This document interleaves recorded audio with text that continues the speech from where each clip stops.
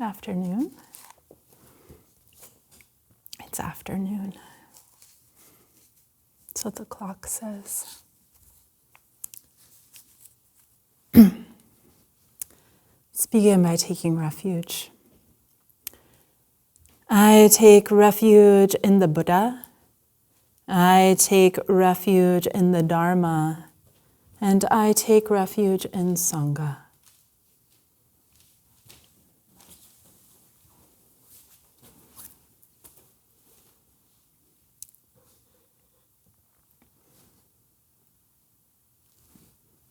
Oh, I thought you were going to give the Dharma talk.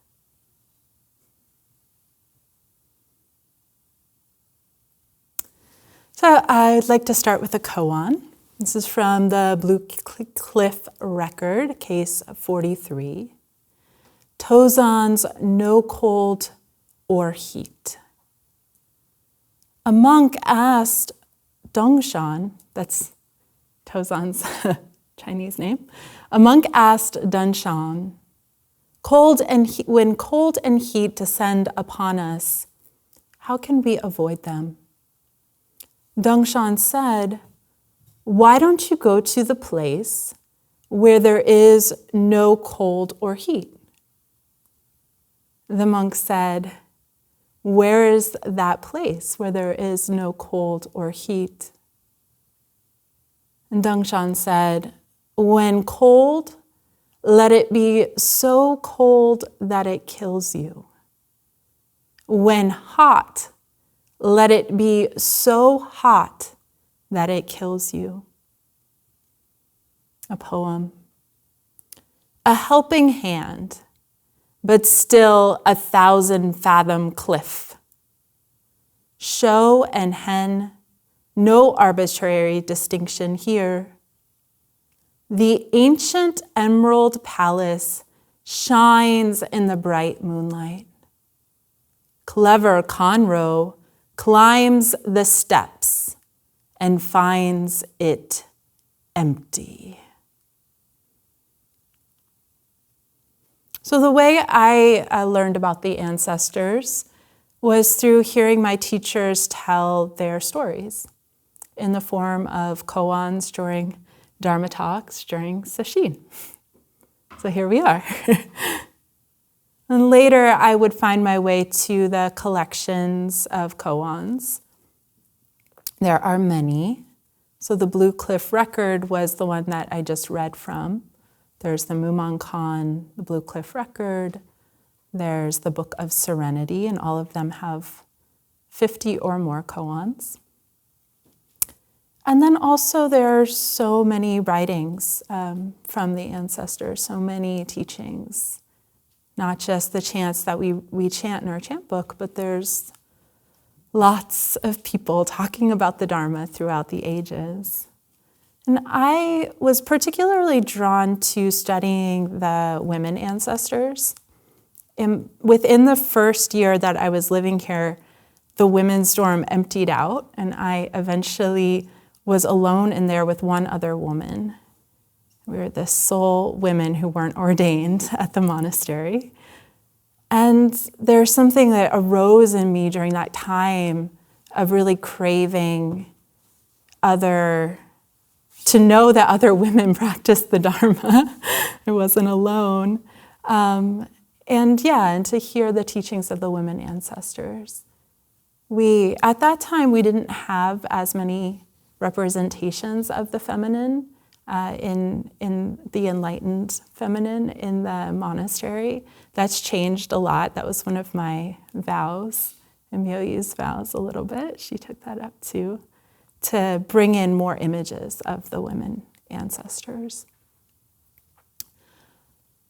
So for nourishment, I would read their stories in the library, and I loved discovering a new ancestor and a new story. But all the stories, not just the stories of the women ancestors, had a particular kind of nourishment. And part of what I've come to appreciate about these stories is that they're stories of awakening. They're not just stories, but they're pointing to something. They're odd. Where is this place where there's no cold and heat? Like, it doesn't make sense to the conceptual mind. They're not like normal stories that you share. They have something peculiar about them. They have something mysterious about them. They don't make sense, yet they appeal to something in us. Part of us says, that's not rational. And another part of us says, And like that seed gets in. That seed gets in and it's like, ooh. 2 years later, you're sitting and you're like, it's hot. Yet there's a place that isn't hot or isn't suffering this heat. So the story I just told, Tozan's No Cold, No Heat. So one of the things about the early Chinese ancestors is we have their names in the way that they're pronounced in Japan, and we have their names in the way that they're pronounced in China. And sometimes they're interchangeable, but sound different. So this person is called Tozan or Dongshan. And Tozan is the author of the Precious Mirror Samadhi, which we chant during morning service. He was also the teacher of the teacher that I read when I did the reading from Maizumi Roshi, Guishan, the teacher of Guishan. And I first heard this koan on a cassette tape. Does everyone know what a cassette tape is? A cassette tape of a Sesshin that Chosen Roshi led in the early 90s. And I was a postulant. And when I was a postulant, I had student debt. So somehow it got worked out that I could pay off my debt by working nights at the Amber Assisted Living, which is in Klatskanai, as a caregiver. So I would drive after evening zazen, I would drive to my job and work there over the night shift and then come back in the morning. And it was only a 7-minute drive, but I played this cassette tape and listened to her Dharma talks from this session, and she talked on this koan for the entire session. And I still have this line that she would say. She's like, "It's cold. Perhaps you wanted hot tea." And somebody, I guess they served cold tea that day.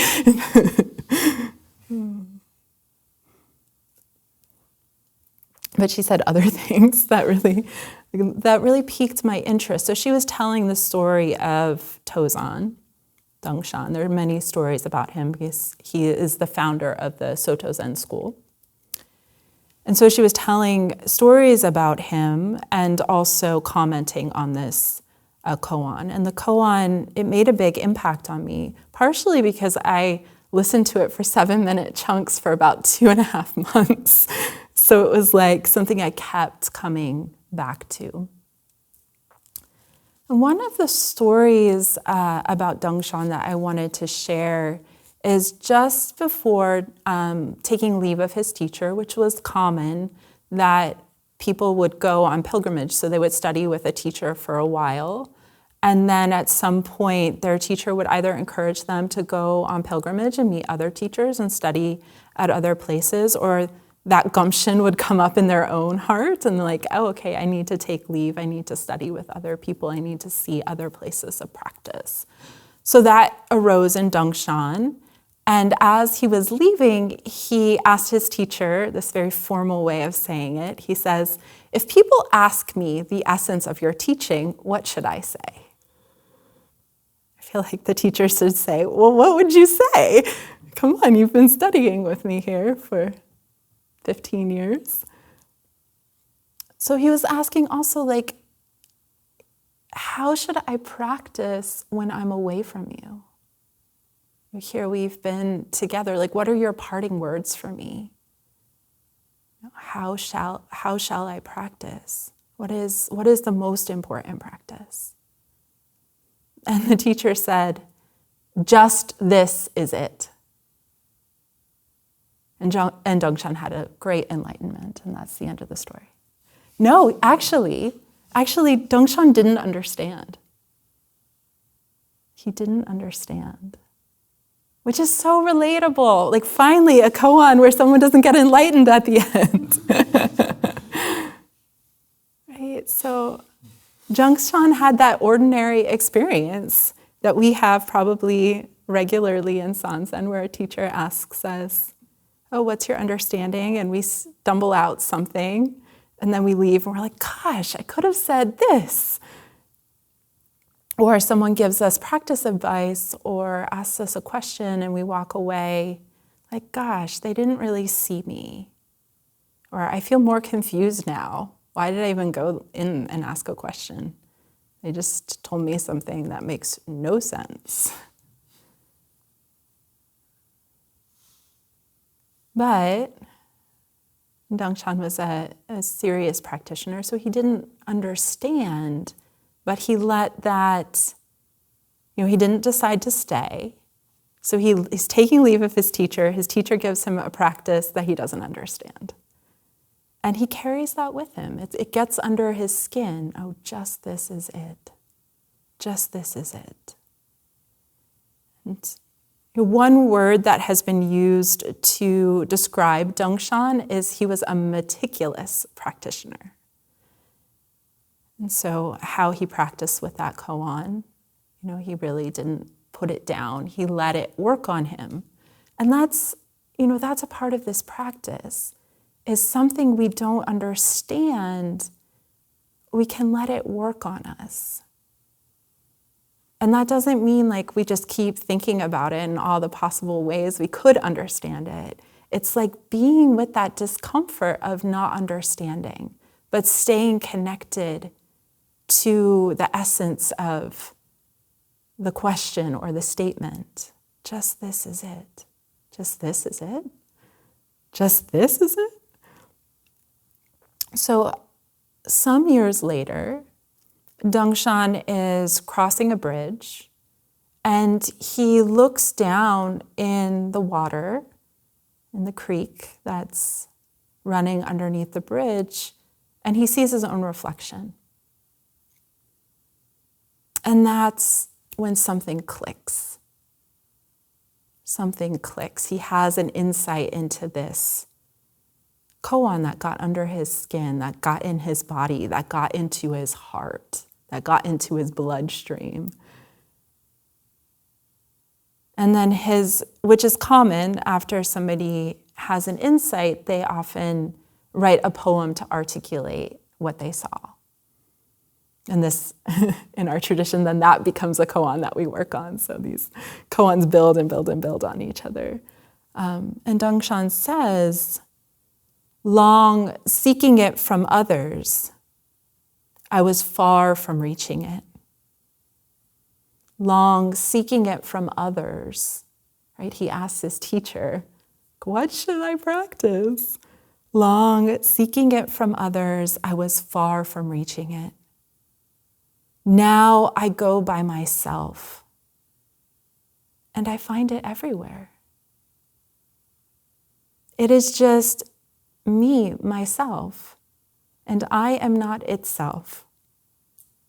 Understanding this way, I can be as I am. I can be as I am. Just this is it. So Zen is a mind-to-mind transmission, a heart-to-heart transmission. We practice together. We practice together, and we're practicing looking into, opening to, remembering the heart-mind. It's not a thought-to-thought transmission or an intellect-to-intellect transmission, but it's the mind that is beyond thought and intellectual understanding. Sometimes it's written capital M, mind, or heart mind. And so the koans use words to point to that which is beyond words. And Dharma talks too, and good poetry attempt to direct our attention towards the ineffable. We actually can't Like mind doesn't describe it. Just this is it doesn't describe it, but it points to something. The bird is describing it much better. So it's a double-edged sword because we're habitually oriented to hear words and think about them, to form concepts, to grab a hold of explanations, to write our own enlightenment poem after each and every micro insight we have. But sometimes a word or a phrase gets in there and sets our heart ablaze, passing through our tangle of doubts and rebuttals and ponderings, piercing through our protective coats and meeting us right here, right in the here of our lives, right in this living mystery that we call my life. My life. So we have this koan, Tozan's No Cold or Heat, and I'd like to take it up as a teaching. So a monk asks Ancestor Tozan, when cold and heat descend upon us, how can we avoid them? Right? There's a trap in there. This question articulates a question we all have. How can I avoid the suffering of this life? Maybe I'll pick up Dharma practice. That'll be the way.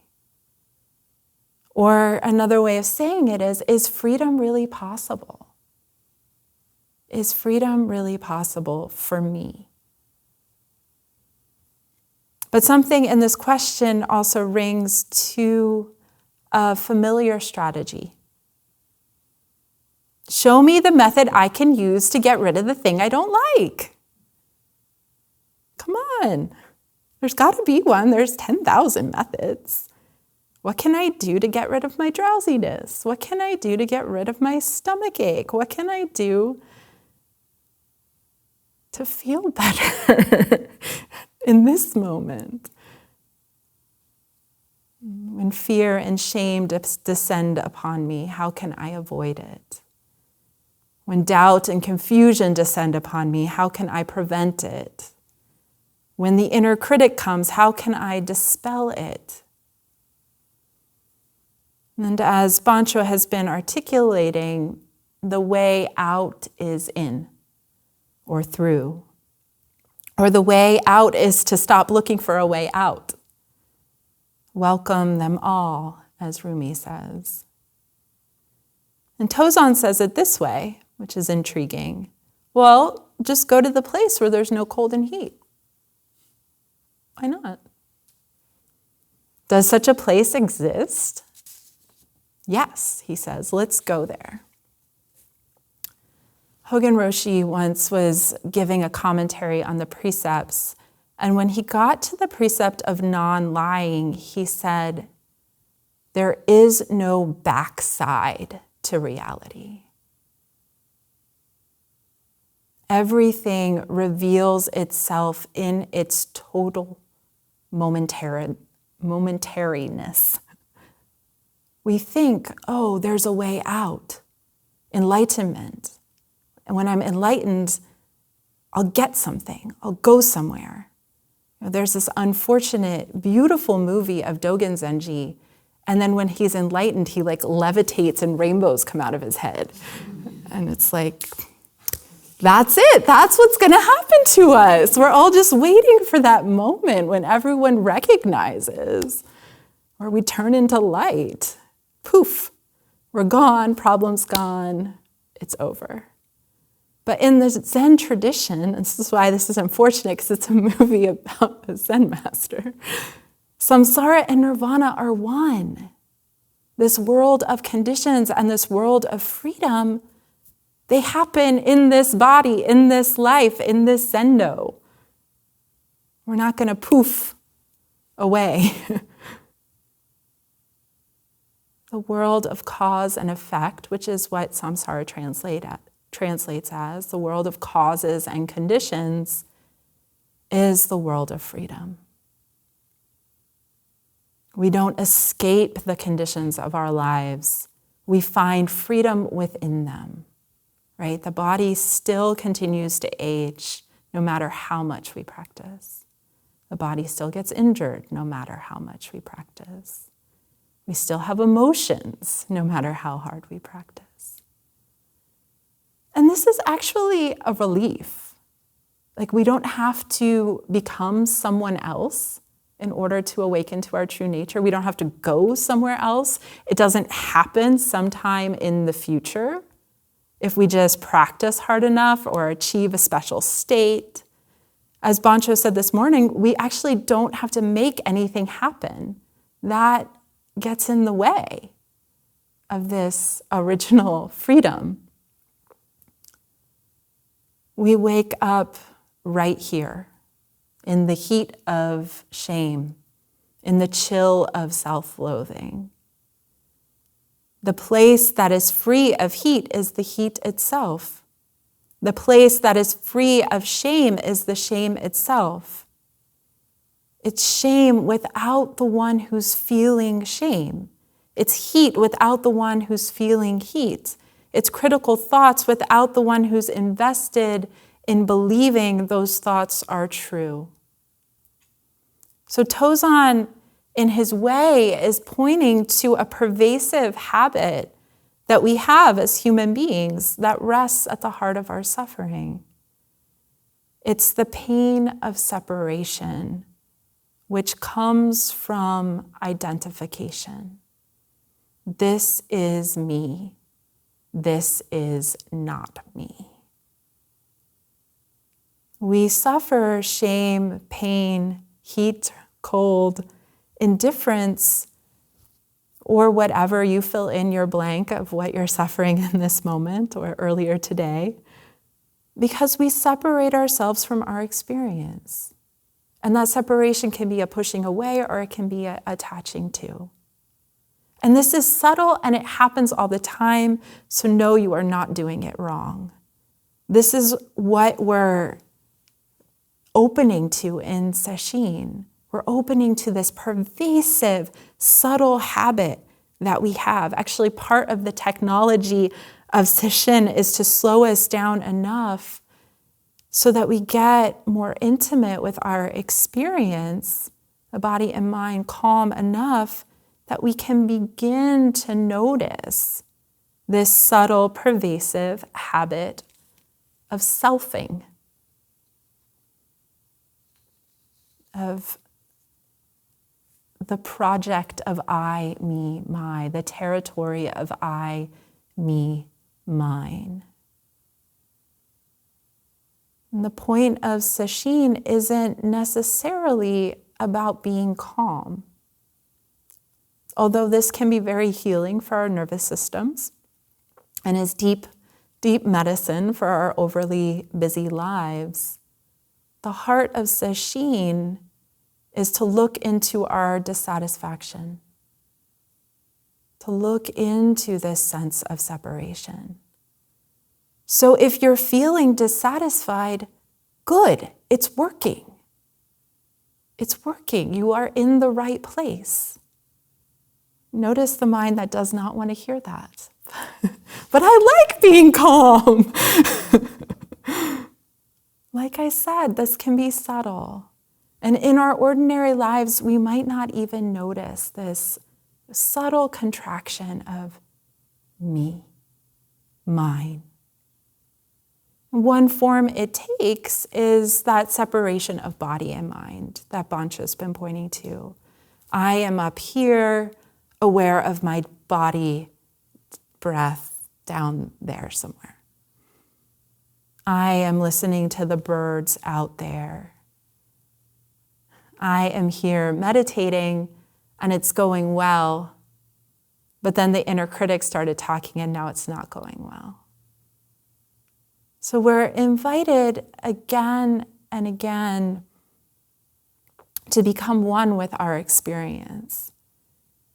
And that can be hard to do when we have this pervasive sense of separation. We don't quite know, well, how do I become one with my experience if, like, the more effort I put in, the more I'm aware of my separation? It works that way. It does. I have this distinct memory. We had this one Sesshin. It was the 10-day Sesshin in October, and we had little 2.5 by 2.5 white sheets of paper, and that's what we were all meditating on. And so we each had our own square, and there were like 3 to 6 feet in front of you. You got to choose the distance. And we were meditating on the paper, and Hogan kept saying, become one with the paper. And I'm like, when am I going to become that paper? My eyes were bloodshot. I became quite concentrated. Sorry for breathing heavily into the mic. But I still had that sense of, like, the paper is bright, white, and shining, but I'm here and the paper is there. I'm here. I can look at the paper from my belly. I can look at the paper from my toes. I can try to, like, imagine myself in the paper, but still, I am here and the paper is there. We can't make oneness happen, really, because we're already one. We experience oneness all the time without recognizing it. We see a flower, the pink alights our eyes, and before the words pink or flower or what a beautiful flower arise, there's just flower consciousness. There's no separation. There's no I am seeing the flower. That happens. But before that happens, there's just seeing. There's just flower. Our lives are made of millions of moments like this. Millions of moments of just breathing, just seeing, just hearing. No sense of me doing this, me doing that. Our identification with those moments are like clouds, like temporarily covering up the direct knowing of it. And that's what we're invited to look into the nature of, to look into the nature of this identification, this I, this sense of self that's looking at the paper or feeling your breath or just sitting, just breathing. To go to the place of no cold or heat. In Zen, we study the nature of our experience in order to align more fully with what is true. The Buddha taught that the nature of suffering has to do with a misunderstanding. We think there is someone in here. But have you ever met this person? Who is this I? Who is the one that's suffering? Who is the one that is aware? Who is the one that goes by me? We're invited to inquire, to investigate, to look into this sense of I am. Notice the mind thinking about the future or the past or narrating the present. Who is it that's thinking? So we're invited to look back at the thinker. Where are they located? What are they made of? Or if you're doing breath or listening practice, who is the one who's meditating? Who is the one that's aware of the breath? Who is the one that hears the sound of my voice or the sound of the birds? We're invited to turn our attention around and look back at this sense of self. And then to notice what happens. Do you catch yourself Where do you land when you look? This is what the ancient ancestors called turning the light to shine within, or taking the backward step. So I want to read from Daikaku, who's a Japanese Zen ancestor. And I'll just read a little bit of what he has to say about this practice. Zen practice is not clarifying conceptual distinctions, but throwing away one's preconceived views and notions and the sacred texts and all the rest, and piercing through the layers of coverings over the spring of self behind them. All the holy ones have turned within and sought in the self, and by this went beyond all doubt. To turn within means all the 24 hours and in every situation to pierce one by one through the layers covering the self, deeper and deeper to a place that cannot be described. It is when thinking comes to an end and making distinctions cease, when wrong views and ideas disappear of themselves without having to be driven forth, when without being sought, the true action and true impulse appear of themselves. It is when one can know what is the truth of the heart. Then he says, this is the main point of meditation. But an ordinary beginner, like us, cannot mount to the treasure in one step. They move from shallow to profound, progress from slow to quick. And so now he's going to give us a little bit of a method for that beginning paragraph of piercing through the layers. When in the meditation sitting,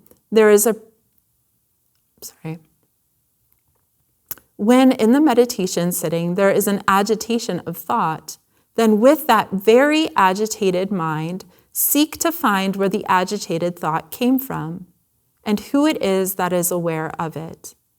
In this way, pressing scrutiny as to the location of the disturbance further and further to the ultimate point, you will find that the agitation does not have any location, and that the one who is aware of it is also empty.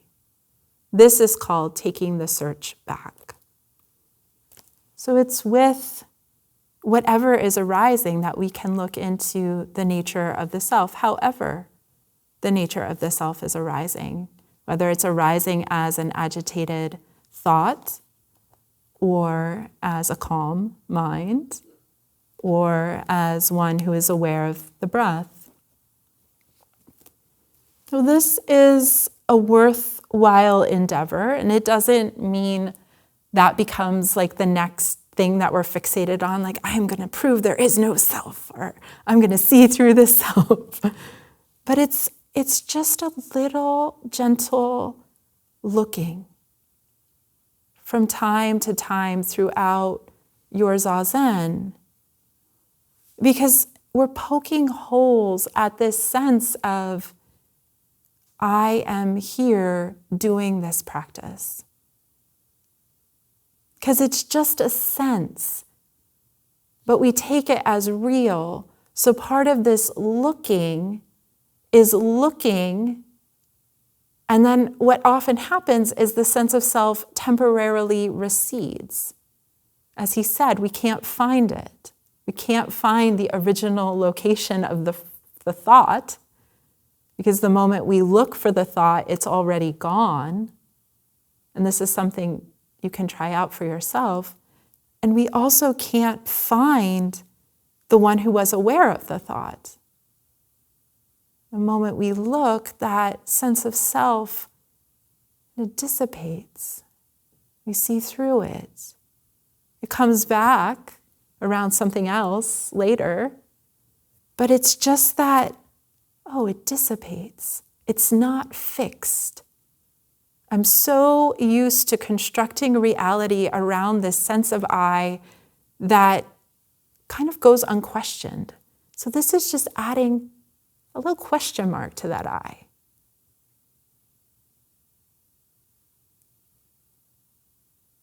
I'm going to go to dinner later. Oh, who's that I? Just like that. We are so much more than the thoughts, memories, stories that we tell ourselves. But those thoughts, those memories, those stories, they knit together a seemingly cohesive narrative that I call my life. But this narrative is faulty. Our memories are untrustworthy. The thinking mind has only so much skill and precision. It only accounts for a small portion of who we really are. And thank goodness. So when we look back at ourselves, we sense, we see, we recognize that this sense of self is slippery. And perhaps we're left for a moment just gazing at space. And then we might think, oh, nothing happened. That was a dumb practice. Thought I was supposed to get something from that. But the ancestors say not finding is the supreme finding. We're actually accustomizing ourselves to spaciousness. We're used to thought being the anchor of the mind. And so or this sense of self to be the anchor of our being. So to see through it and see, oh, there's actually nothing there. It's kind of smoke screeny. We're seeing into the space of mind. And that space is vast. And we're getting closer to the truth.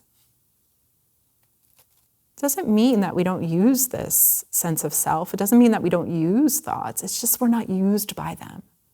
It's not like some joke that's happening to us anymore. This is part of what the lines from this poem are pointing to. I love these last two lines. The ancient emerald palace shines in the brilliant moonlight. Clever Conroe climbs the steps and finds it empty. This is an analogy for our body and our senses. This emerald palace is this very body. The doors and windows of the palace are our senses. They're always clear and open. Clever Condro is the town dog coming up for some treats. Or Clever Condro is our clever mind ready to stir things up, to steal away our attention. But alas, there's no one home. The thief leaves empty-handed. Guishan says, do not be deceived by yourself. Do not deceive yourself. We're good at that. Clever Condro. Clever Condro is that part of our mind that's like, oh, but you could just think about this. Oh, like I know you're getting really concentrated, but what about this? What about what you're going to do after Sesshin? What about? It's like, no. Clever Condro. There's no one home. There are thousands of guests and no one is home. Dongshan says, the host within the host. We are being hosted. The body, these thoughts, this sense of self, this breath hosted. Who is the host? I started out this talk saying that Zen is a mind-to-mind, heart-to-heart transmission. What is being pointed out here in this koan is that this capital M mind, our heart mind, is well, that's what's being pointed out. The heart mind itself, using this kind of cryptic, playful, analogy-rich language, it's pointing to that which is beyond grasp, that which is ever present. We are just so used to being identified with the content in our minds, the discomforts in the body, that we forget, we miss out that this mind of awareness, this ocean of awareness, is right here. And I love this analogy of the ocean, because the ocean, you can think of it, it's like all-encompassing, complete. And me, you, the sense of self, these body sensations, clever chondro, thoughts, they're all waves arising on this ocean, appearing to arise on this ocean. The mind, our awareness isn't located in the head, isn't located in the body. Actually, our minds and bodies arise in this ocean. The sound of the wind arises in this ocean. So it's oceanic. There's a sense of vastness, of spaciousness, and all-inclusivity. It's free of personal identity. It's pure acceptance. When we're open to the oceanic quality of mind, everything that happens is already accepted the moment it's happening. We don't even have to practice accepting it. It's already welcomed, just by the nature of it happening at all. The ocean of awareness is holding it, is containing it, is allowing it. Oceanic awareness is a practice of oneness. Instead of reifying or grasping a hold of a wave and saying, this is me, here I am, this is my shame, this is my critic, this is my pain, we can allow the waves of sensation, emotion, feeling, thought to crash and open, to come and go, to break and roll as the textures, as the topographies of our very being, the undifferentiated field of awareness. We practice being the ocean, releasing our grip on ourselves and letting the ocean flow. I had this image, not to overwork this analogy, but I had this image. We come to Sesshin, our minds are so busy, our bodies hurt, and we get this practice, this method, and it's like a raft, and we're trying to ride these waves of body and mind by applying our raft, and we keep getting tossed, then we get back on the raft, the breath, listening, whatever it is, feeling the body, and we're trying so hard, and we're holding onto our practice, our raft, putting in all this effort, and then we realize, wait, I'm the ocean. I can just let the waves be waves. But the raft is helpful if we need it. If we start identifying with the waves, if we start trying to fight those waves again, if we forget we're the ocean, then we pick up our raft, pick up the breath, find the body, listen to sound. And that can also open us back up into this ocean of being. Sense of self arises and passes. Thought arises and passes.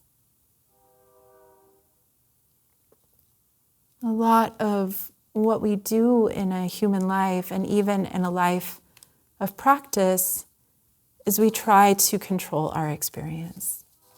We try to control the ocean.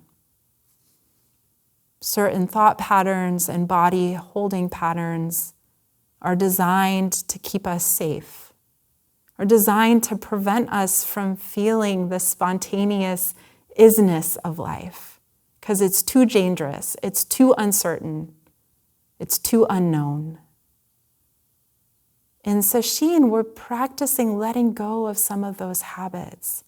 We're realizing that actually it's okay, it's safe to feel our life without an agenda. It's safe, maybe just for a moment, to let our body breathe without needing to do something to the breath. It's safe, even if just for a moment, to let the body bloom in our awareness, to let shame come, to feel it, to feel all the textures of human experience, joy, ease, pain, frustration, and just to feel them as textures, as the contours of being a human. But that can feel a lot like dying. And that's, part of the edge of this practice. Let the heat kill you. Let the cold kill you. Not saying like become a corpse, but it's that edgy.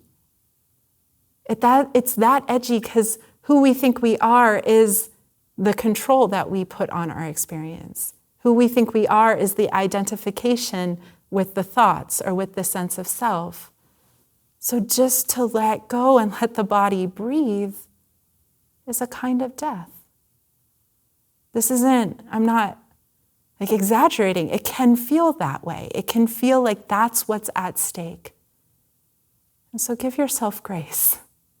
This is not easy. It takes tremendous courage to be in this room, to be doing this practice together. Tremendous, tremendous courage.